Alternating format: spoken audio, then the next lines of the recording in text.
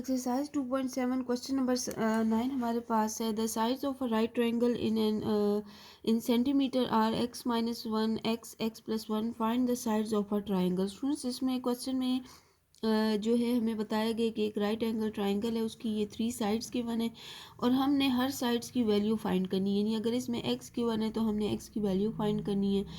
अब हम देखते हैं कि हमें राइट ट्रायंगल हम डायग्राम से जो है वो हम इसको ड्रा करते हैं। ठीक है, राइट एंगल ट्रायंगल हमारे पास ये होता है, ये हमारे पास 90 डिग्री के इक्वल होता है। ठीक है, अब स्टूडेंट इसमें हमें 3 साइड्स दिए, इसका मतलब है एक बेस है हमारे पास, एक हमारे पास जो है वो एक हमारे पास जो है वो परपेंडिकुलर है, एक हमारे पास जो है हाइपोटेन्यूज है।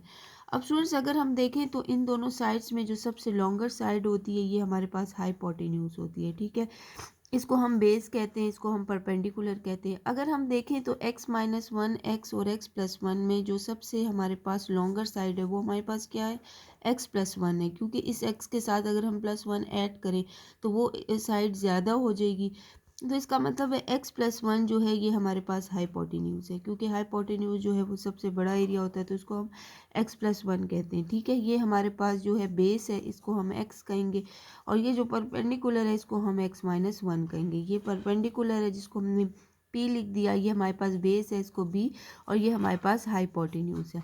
अब स्टूडेंट्स अगर हम देखें तो इसमें x और x माइनस वन हमें ये नहीं बताया कि ये बेस है या परपेंडिकुलर, तो इसमें हमारी मर्जी है, या हम x माइनस वन इधर भी लिख सकते हैं और हम x को इधर भी लिख सकते हैं। ठीक है, तो इससे कोई फ़र्क नहीं पड़ता अगर आप x माइनस वन इधर लिखें या x उधर लिखें। ठीक है, क्योंकि इसमें ये तो नहीं बताया कि बेस क्या है और परपेंडिकुलर क्या है। ठीक है, तो हाइपोटेन्यूज चूँकि लॉन्गर साइड है इसलिए हमने उसको x प्लस वन लिखा है, क्योंकि x के साथ अगर हम प्लस वन ऐड कर दें तो हमारे पास लॉन्गर साइड।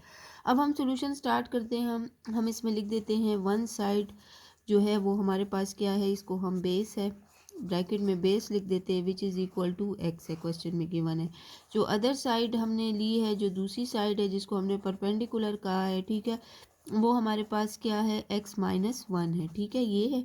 और जो हाइपोटेन्यूज है हमारे पास, ठीक है, वो हमारे पास क्या है स्टूडेंट्स, वो हमारे पास x प्लस वन है। ठीक है, अब जब भी हमारे पास राइट एंगल ट्राइंगल आता है उसके लिए हम पाइथागोरस थ्योरम यूज़ करते हैं, तो इधर हम लिख लेंगे यूजिंग पाइथागोरस थ्योरम।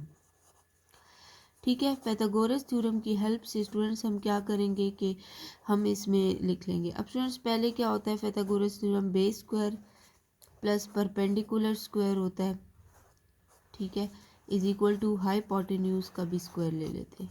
ठीक है, अब इसमें बेस हमारे पास क्या है, x है, हम इधर x का स्क्वायर ले लेते हैं, प्लस परपेंडिकुलर हमारे पास क्या है, x माइनस वन, इसका स्क्वायर ले लेंगे।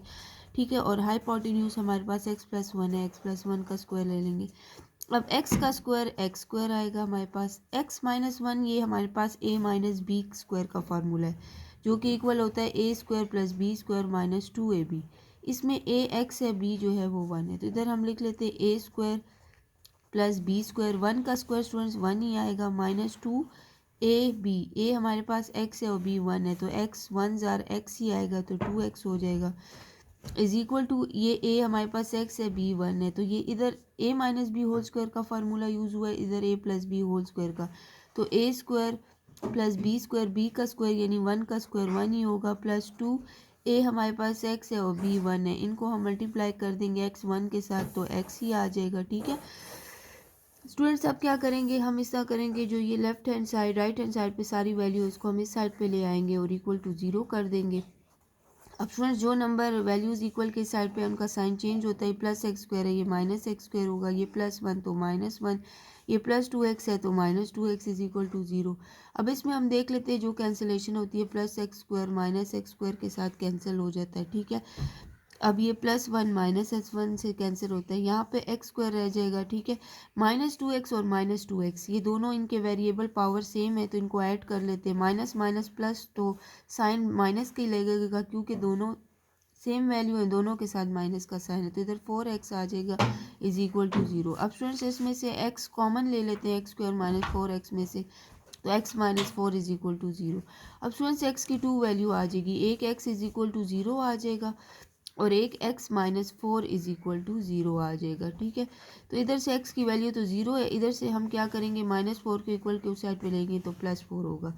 अब स्टूडेंट्स ये कहते हैं कि हमारे पास अगर x इज इक्वल टू 0 है, इसका मतलब है कि ये जो बेस है ये बिल्कुल 0 है, इसमें जो है वो इसकी कोई वैल्यू नहीं है। तो स्टूडेंट्स ये बात इसको हम लिखेंगे नॉट एप्लीकेबल। ठीक है, क्योंकि ऐसा नहीं हो सकता। इसका मतलब है कि x 0 है, मतलब ये साइड है ही नहीं, मतलब 0 है, तो इसलिए हमने इसको नॉट एप्लीकेबल लिखा है, 0 को यूज़ नहीं करेंगे। ठीक है, क्योंकि इसकी कोई ना कोई वैल्यू है, तो x इज इक्वल टू 4 है, ये हम इसको लेंगे। अब स्टूडेंट्स अगर वन साइड हमारे पास बेस है तो x 4 है, तो इसका मतलब x की वैल्यू 4 लिखेंगे तो ये 4 आ जाएगी, तो बेस हमारे पास 4 है, आ जाएगा।